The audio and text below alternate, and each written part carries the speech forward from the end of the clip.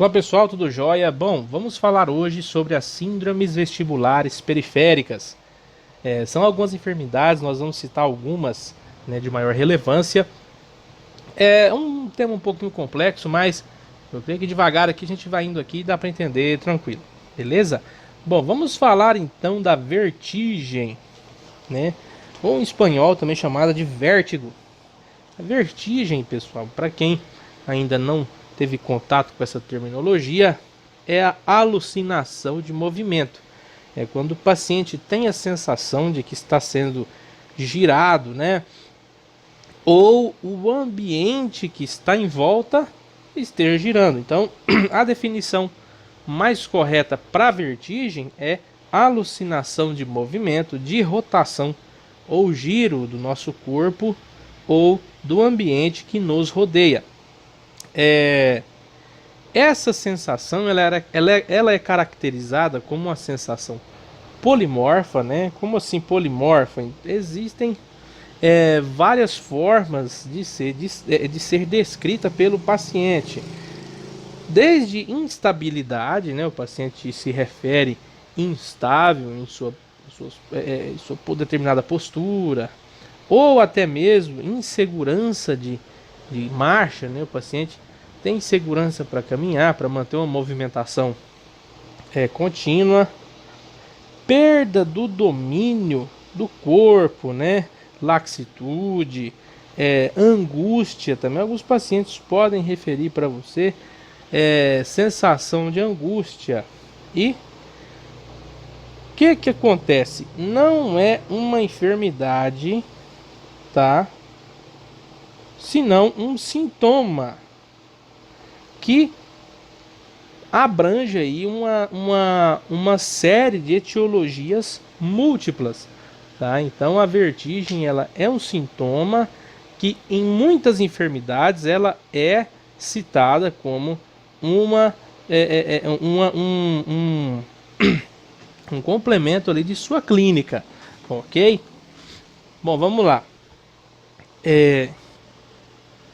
Algumas perguntas chaves, né, que você pode fazer para o seu paciente durante uma consulta em que o seu paciente te refere esse quadro de vertigem. Primeiro, desde quando o paciente está sentindo isso daí? Quanto tempo que dura? O paciente pode falar assim: eu tenho esses episódios aproximadamente há 6 meses, aproximadamente uma vez por dia, e dura cerca de 10 minutos, tá? Ele pode também, você pode perguntar para ele se há alguma sensação de movimento que acompanha isso daí, tá? Pergunta se roda, se não roda, se tem algum sintoma vegetativo, vômito, sudorese intensa. O paciente sente palpitações excessivas, né? Que a sensação de batedeira, o paciente pode te falar, tá? Isso tudo pode vir acarretado aí nesse quadro de vertigem camuflado, tá? Também pergunta para o seu paciente se ele consegue se manter de pé sem perder o equilíbrio durante essas crises vertiginosas. Porque muitas vezes o paciente pode ter essa crise vertiginosa, só que relatada de uma forma mais leve, né? Não sendo tão severa, beleza? Quais são as suas classificações? Vamos citar aqui então que, por ela ser vestibular, ela pode ser central ou periférica, né? E sendo ela extravestibular, ela já vai ser isolada, entre aspas, beleza? Não é central e periférico. Central e periférico você refere quando ela está a nível vestibular. Quando ela é extravestibular, ela é extravestibular, beleza? Vamos lá. Falando então da síndrome vertiginosa vestibular, citando agora a parte periférica, né? A característica, a classificação vestibular periférica. Posso ter aqui afetações do endo labiríntico, Então eu tenho ali afetação do próprio órgão sensorial, ou eu posso ter afetação do retrolabiríntico, beleza? Onde ali já pega o acometimento ali do oitavo par cranial até o conduto auditivo interno, beleza? Até o próprio bulbo. Já é um pouquinho mais complexo, né? Quando eu falo já dessa parte central, essa síndrome vertiginosa vestibular, de característica, de classificação central, eu posso citá-la como supratentorial, beleza? Que eu já falo ali de mesencéfalo, de encéfalo, ou mesmo cortical, tá? Ou eu posso citá-la dentro dessa síndrome vertiginosa vestibular central como infratentorial. Se ela é infratentorial, ela pode ser por afetação ali linha média ou pode ser por afetação cerebelosa, ok? Então eu tenho essa afetação aqui, tá? Eu tenho ali para baixo ali os núcleos cocleares, os nódulos, os núcleos vestibulares, né? Eu tenho bulbo. Então quando eu falo dessa afetação supratentorial, né, tá para cima ali em nível de mesencéfalo, de encéfalo, a nível cortical. E quando eu falo infratentorial, ali na altura da linha média, onde vocês estão vendo aí, tá bem marcadinho, ou cerebelosa, a gente vê o cerebelo ali por baixo, ok? Características das síndromes vestibulares. Vamos lá. Então, quando eu tenho essa síndrome em caráter central, né? As características que eu tenho é uma síndrome, é uma sensação mais leve, ela é mais lenta, né? O paciente refere muitas vezes enjoo, tontura, instabilidade. E ela é variável, né? Ela pode tanto ser variável em questão de dias, de meses ou anos, tá? E ela é contínua, ela é progressiva. Ela tende a começar leve e vai aumentando de pouco, beleza? É também de uma característica neurológica, escassos casos vegetativos, beleza? Tem ali uma rara relação com a influência postural, porque muitas vezes pode confundir aí com um câmbio de postura. O paciente fala, se eu deito de tal lado me dá tontura, né? Se eu levanto de uma forma muito brusca me dá tontura. Cuidado, isso aí pode confundir também com alguns episódios, para você não se confundir com alguns episódios de hipotensão ortostática, ok? Então falando a nível periférico, em nível periférico ela já é uma síndrome mais brusca, né, oriunda ali de próprios movimentos da cabeça. Então o paciente já acusa uma intensidade maior, o paciente refere que é mais forte, ela tem aquele aspecto giratório, o paciente refere ali que está rodando, tá? E ela é de curta duração, ela é um quadro mais brusco, só que ela é um quadro mais curto, né? Pode durar ali segundos, minutos ou horas, não chega a abranger dias, não, meses ou até anos, igual a síndrome vestibular de característica central. Também o paciente pode referir para você como forma episódica, né, paroxística. Já tem aqui otológicos, né? O paciente pode referir para você sintoma otológico também, sintoma vegetativo frequente, e tem uma frequente relação, beleza? Então essa é a característica da síndrome vestibular periférica. Bom, falando agora da característica da síndrome vertiginosa extravestibular. Lembra que a extravestibular não tem esse negócio de central ou periférica, ela é só extravestibular, ela é só essa classificação. Ela tem como característica uma afetação visual, tá? O paciente refere para você que ele tem tontura das alturas, né? Gafas mal graduadas, citenoses. O paciente refere tudo isso daí. E a nível somatosensorial, ele pode te referir também esse quadro de tabes dorsal. Isso aí a gente vai comentar daqui um pouco sobre isso daí, beleza?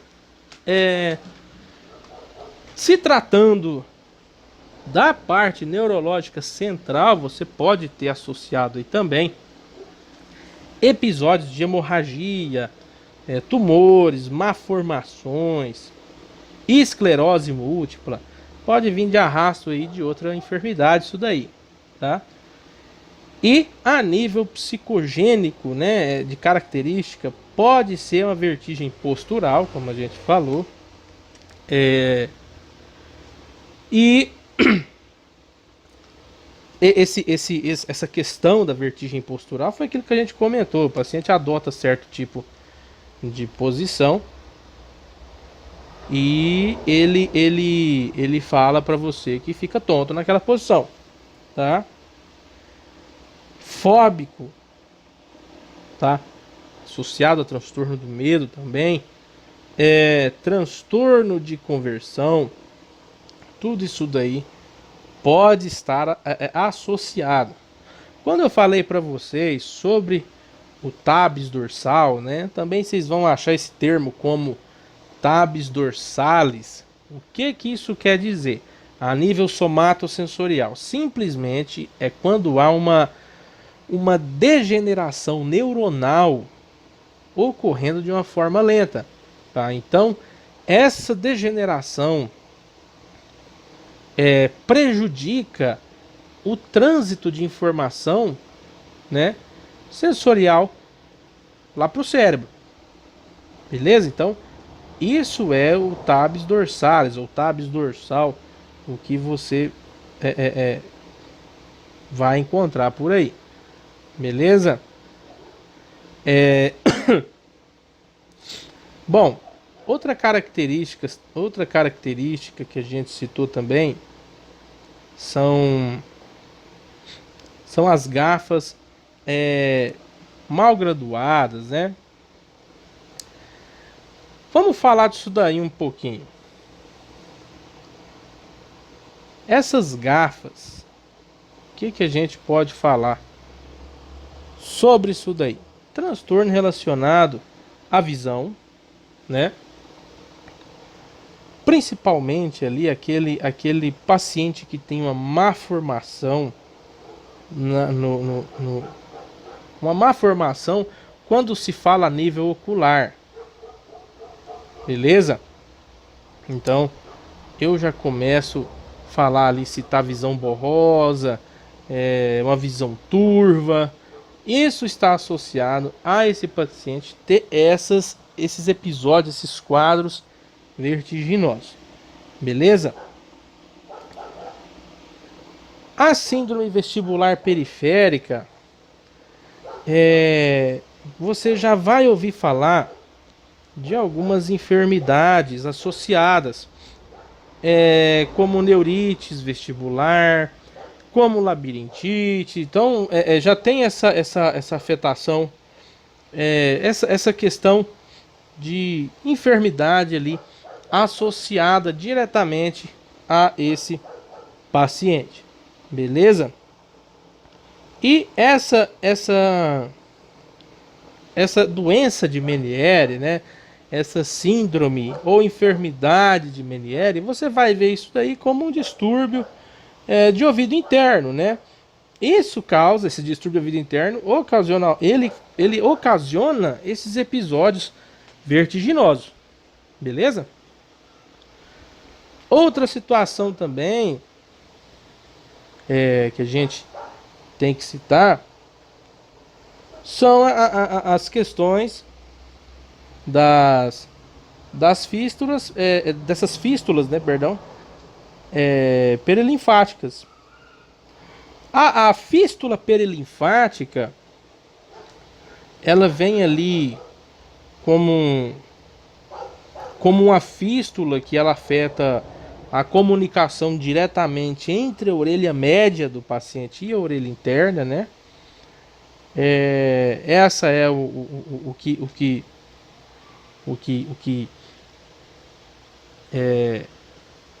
define essa síndrome, define essa fístula, né? E o que pode ocasionar essa fístula? Isso aqui é o clássico paciente que pode chegar para você vítima de um barotrauma, tá? É aquele paciente mergulhador, beleza? Ocorre o vazamento de líquido ali e preenche o labirinto do paciente, tá? Então isso pode ocorrer principalmente com esses pacientes que são mergulhadores, beleza?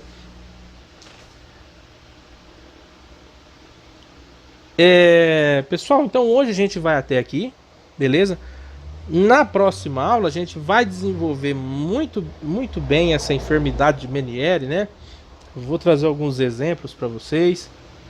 Como a gente viu, né? Uma dilatação da membrana labiríntica associada a volume de endolinfa, mas também pode não ser só endolinfa, pode ser pelo barotrauma ocasionado. Perdão, barotrauma é a fístula, tá? Pode ser ocasionado aqui, principalmente quando a gente fala no paciente de 40, 60 anos, geralmente é o paciente mais acometido por enfermidade de Meniere, beleza? Então você tem uma dilatação de membrana do labirinto, tá? Ou membranas labirínticas, beleza? Então você tem ali um aumento de volume de endolinfa, né? Recebe o nome aí de hidrópsis endolinfático, e você tem essa distensão membranosa, tá? Então você observa ali um acúmulo, né? Uma hidrópsia endolinfática, tá? Enche de líquido ali essa região do labirinto e distende essas membranas, dilata essas membranas, tá? Então semana que vem a gente vai desenvolver mais essa enfermidade, vou trazer mais exemplos para vocês, tá? Pra gente falar certinho sobre a enfermidade de Meniere. Bom, pessoal, hoje nós vamos falar sobre a enfermidade de Meniere. Então, como a gente já tinha falado, já tinha citado aí, ocorre a dilatação das membranas labirínticas, né? Devido aí a uma hidrópsia endolinfática, né? Acontece ali um aumento do volume da endolinfa, né? Então aumenta a endolinfa ali, aumenta líquido, então distende essas membranas. Bom, geralmente ela afeta o labirinto anterior e posterior, beleza? Não há prevalência de sexo, não há nada relacionado a qual sexo afeta mais, a qual raça ou região, beleza? Mas o que a gente pode saber, o que a gente sabe é que ela é mais frequente em pacientes de 40, 60 anos, tá? Vamos lá. A etiologia e a patogenia, né? Ainda são desconhecidas essas causas, tá? Ela é uma causa idiopática, não tem uma causa real, uma causa aparente fechada para a gente citar. E a hipótese é que ocorrem alterações na microcirculação coclear. Tendo essa alteração de microcirculação, você pode ter uma falta de reabsorção de endolinfa devido ao câmbio de pressão, beleza? Ou você pode ter alteração, né, de íons de cálcio, pode ter esse distúrbio de líquidos labirínticos, pode ter aí ruptura de membrana endolinfática, beleza? Essa membrana aqui já está previamente distendida, então ela chega a tal ponto de distensão que ela não consegue mais se adaptar àquela pressão e ela rompe, tá? E você pode ter ali uma mescla de endolinfa e perilinfa, beleza? Geralmente está aumentado isso daí, essa hidrolinfa e perilinfa, tá? Qual que é a clínica clássica da enfermidade de Meniere? Vertigens, o paciente vai te referir muita tontura, porque está tendo acometimento lá a nível de labirinto. Ele pode te referir hipoacúsia e acúfenos, né? O paciente pode referir zumbido no ouvido também.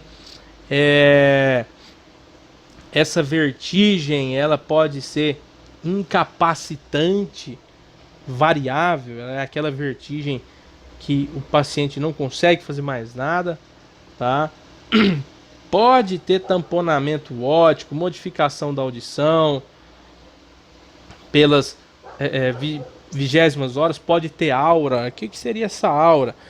Aura é o sintoma é o sintoma prévio, tá, a essa clínica aqui. Um exemplo, o paciente pode falar para você: antes de eu, toda vez que eu vou sentir essa modificação da audição, né, eu sinto que meu ouvido começa a zumbir, aí depois eu fico tonto. Então a aura é aquele sintoma que vem previamente à clínica da enfermidade. Um exemplo da enxaqueca, como vocês já devem ter visto, enxaqueca com aura.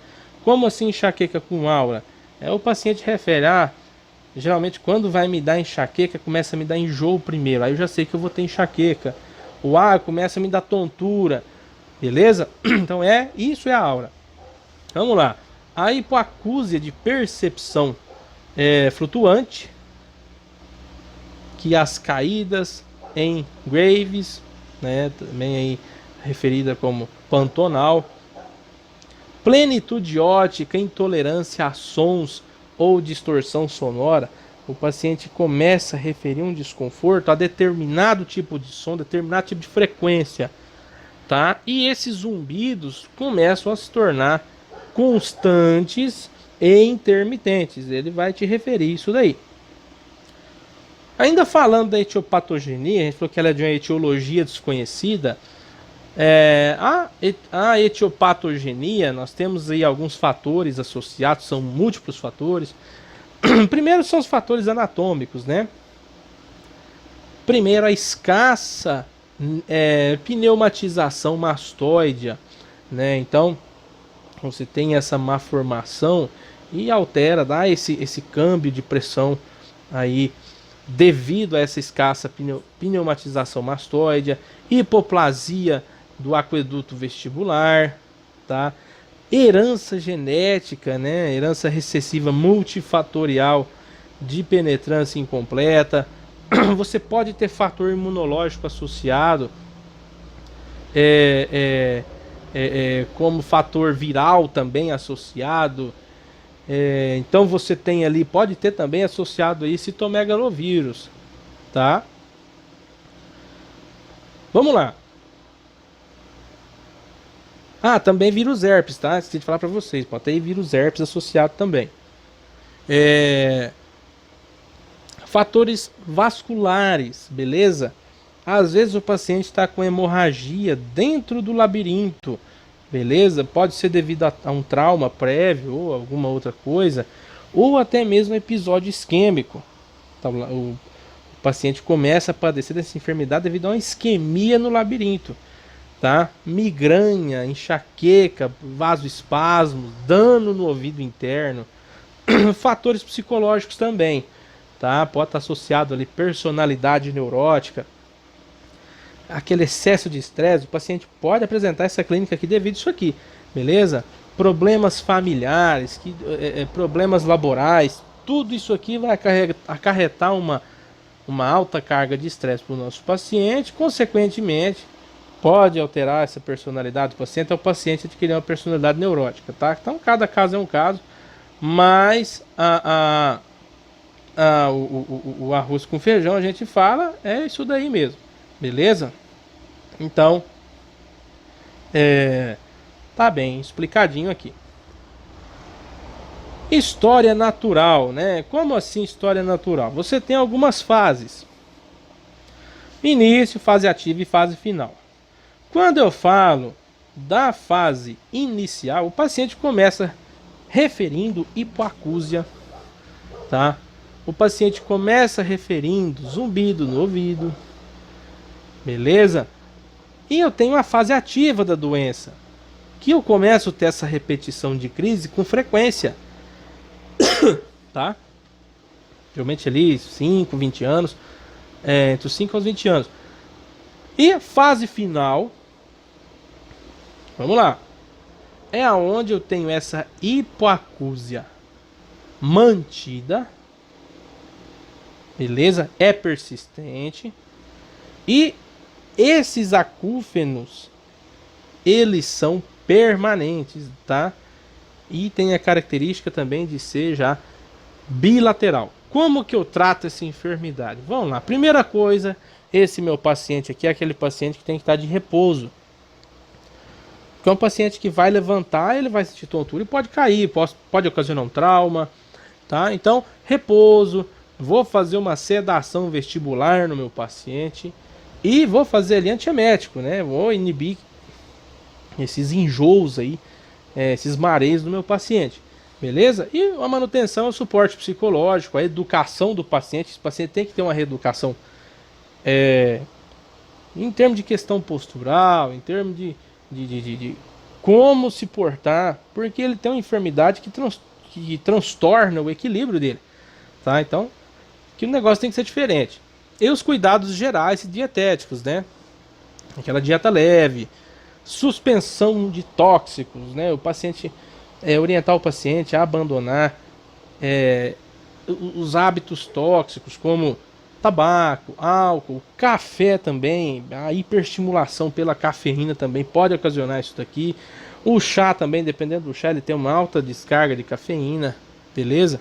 E dependendo da medicação que esse paciente usa, porque às vezes o paciente pode estar usando alguma medicação estimulante, beleza? Uma medicação energética aí para ajudar ele no dia a dia dele aí, beleza? E orientar o paciente a evitar a fadiga e o estresse. Quando eu falo já tratamento farmacológico, primeira coisa eu vou fazer diurese desse paciente, né? Posso utilizar ali acetazolamina, posso utilizar aí hidroclorotiazida, tá? O meu plano aqui é eu mandar líquido para fora para ver se diminui um pouco esse líquido lá também, tá? Posso usar trimetazidina, beleza? Posso utilizar o beta-estatina, tá? Esse beta-estatina aqui para esse paciente aqui é crucial, é muito bom também, associado aí com esse trimetazidina e o corticoide também, o uso de corticoide, beleza?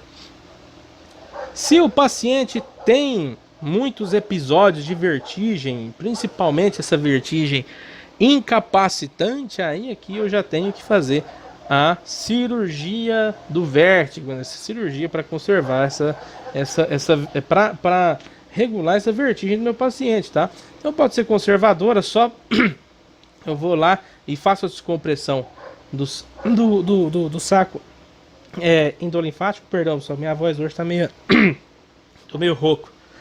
E pode ser também destrutiva.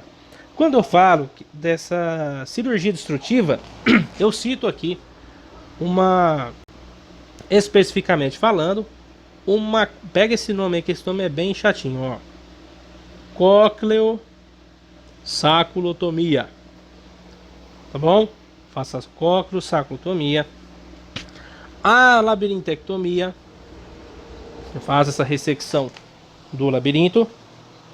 Ou a própria sucção do nervo vestibular. Vai depender do meu paciente, cada caso é um caso.